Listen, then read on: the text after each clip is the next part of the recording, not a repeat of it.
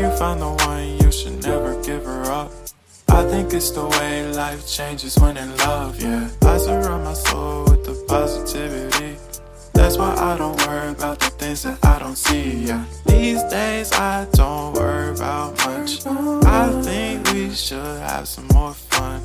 I still dream about the days when we were young.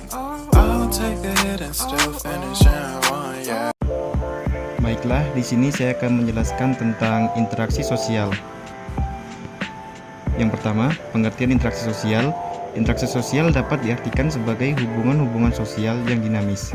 Hubungan sosial dapat berupa hubungan timbal balik antar individu dengan individu, kelompok dengan kelompok, maupun individu dengan kelompok. Interaksi sosial dapat terjadi jika terdapat dua individu atau kelompok saling kontak sosial dan berkomunikasi. Interaksi sosial bisa terjadi di mana saja, termasuk di lingkungan sekitar kita dalam kehidupan sehari-hari. Dan selanjutnya, setelah pengertian, kita masuk ke syarat-syarat terjadinya interaksi sosial. Terdapat dua syarat-syarat dalam interaksi sosial, yaitu yang pertama, kontak sosial, dan yang kedua, komunikasi. Yang pertama, kontak sosial. Kontak sosial berasal dari bahasa Latin, yaitu kon atau cum, yang berarti bersama-sama, dan tengo, yang berarti menyentuh. Jadi, secara harfiah, kontak adalah bersama-sama menyentuh. Kontak sosial ini dapat berlangsung dalam tiga bentuk, yaitu yang pertama, antara orang perorangan. Kontak sosial ini misalnya apabila ada anak kecil yang mempelajari kebiasaan-kebiasaan yang ada di dalam sebuah keluarganya. Yang selanjutnya yaitu antara orang perorangan dengan suatu kelompok manusia atau sebaliknya. Kontak sosial ini misalnya adalah apabila seseorang merasakan bahwa tindakan-tindakannya berlawanan dengan norma-norma yang ada di dalam masyarakat. Yang selanjutnya yaitu antara suatu kelompok manusia dengan kelompok manusia lainnya. Kita ambil contoh misalnya seperti dua partai politik yang bekerja sama untuk mengalahkan partai politik lainnya. Syarat yang kedua yaitu komunikasi. Komunikasi adalah bahwa seseorang yang memberikan tafsiran kepada orang lain yang berwujud seperti pembicaraan, gerak-gerak badania, ataupun sikap. Orang yang bersangkutan kemudian memberikan reaksi terhadap perasaan yang ingin disampaikan. Dengan adanya komunikasi, sikap dan perasaan kelompok dapat diketahui oleh kelompok lain atau oleh orang lain. Dan selanjutnya kita masuk ke dalam bentuk-bentuk interaksi sosial. Yang pertama, proses asosiatif adalah bentuk interaksi sosial positif yang mengarah pada kesatuan. Dan yang kedua yaitu akomodasi. Istilah akomodasi dipergunakan dalam dua arti, yaitu untuk menuju kepada suatu keadaan dan untuk menuju pada suatu proses. Akomodasi yang menuju pada suatu keadaan berarti adanya suatu keseimbangan dalam interaksi antara perorangan atau kelompok-kelompok manusia dalam kaitannya dengan norma-norma sosial dan nilai-nilai sosial yang berlaku di dalam suatu masyarakat. Yang selanjutnya yaitu asimilasi.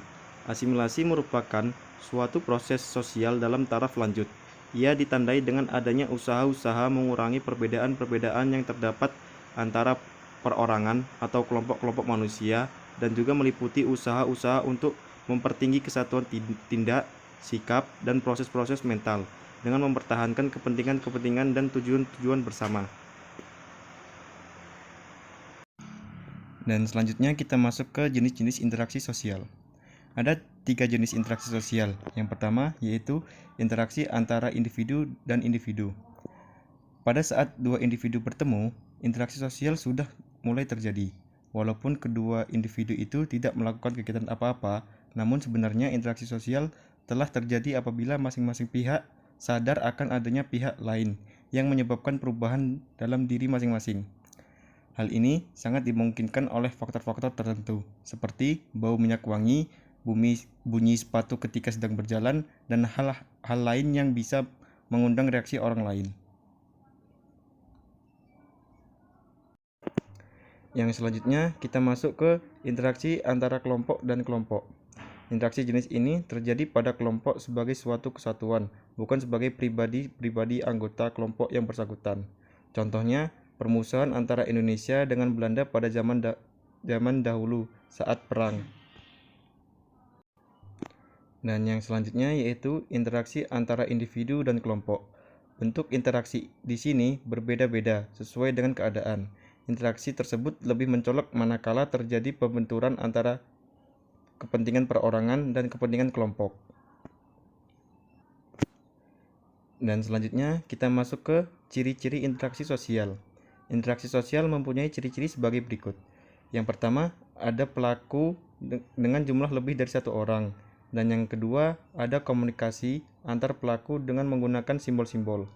Yang ketiga, ada dimensi waktu, yaitu pada masa lampau, masa kini, dan masa yang akan mendatang, yang menentukan sifat aksi yang sedang berlangsung. Dan yang terakhir, ada tujuan-tujuan tertentu, terlepas dari sama atau tidaknya tujuan tersebut dengan yang diperkirakan oleh pengamat. Dan selanjutnya kita masuk ke faktor-faktor interaksi sosial. Yang pertama yaitu faktor imitasi. Imitasi merupakan faktor yang mempengaruhi interaksi sosial karena seseorang akan mencoba untuk meniru orang lain yang menjadi idolanya. Contohnya, anak bayi yang sedang belajar mengucapkan kata-kata dari orang tuanya. Dan yang kedua yaitu faktor sugesti. Sugesti adalah keinginan yang timbul pada seseorang untuk terpengaruh atau mempengaruhi orang lain dalam kehidupan sosial. Biasanya orang yang menjadi pemberi sugesti adalah orang yang memiliki wibawa yang lebih tinggi dan dihormati oleh masyarakat sekitar. Contohnya seperti seorang pemuka agama yang menyampaikan kepada jamaatnya untuk melaksanakan kewajiban dalam beragama. Dan yang ketiga yaitu faktor identifikasi. Faktor identifikasi adalah faktor yang mempengaruhi interaksi sosial sebagai akibat adanya imitasi dan sugesti. Pada identifikasi, sifat ingin menjadi sama dengan orang lain akan membentuk kepribadian yang melekat pada seseorang. Seseorang akan membentuk identifikasi baik dengan sadar maupun tanpa sengaja. Contohnya, seperti anak gadis yang mengidolakan karakter boneka lucu. Kemudian dia membentuk kepribadiannya seperti karakter boneka tersebut baik dari penampilan, model rambut, maupun keinginan mengenai apa yang orang perlakukan terhadap boneka tersebut. Dan yang keempat yaitu faktor simpati. Secara umum, simpati merupakan suatu proses kejiwaan yang berkaitan dengan ketertarikan seseorang terhadap orang lain maupun terhadap suatu kelompok. Contohnya seperti adanya perasaan ikut sedih dan berduka saat mendengar kabar duka dari keluarga maupun dari teman. Secara langsung, seseorang akan mengucapkan rasa bela sungkawa, dan rasa bela sungkawa tersebutlah yang juga termasuk dalam faktor simpati di dalam interaksi sosial. Baiklah, mungkin sekian yang dapat saya sampaikan mengenai materi tentang interaksi sosial. Saya akhiri, wabillahi taufiq wal hidayah. Wassalamualaikum warahmatullahi wabarakatuh.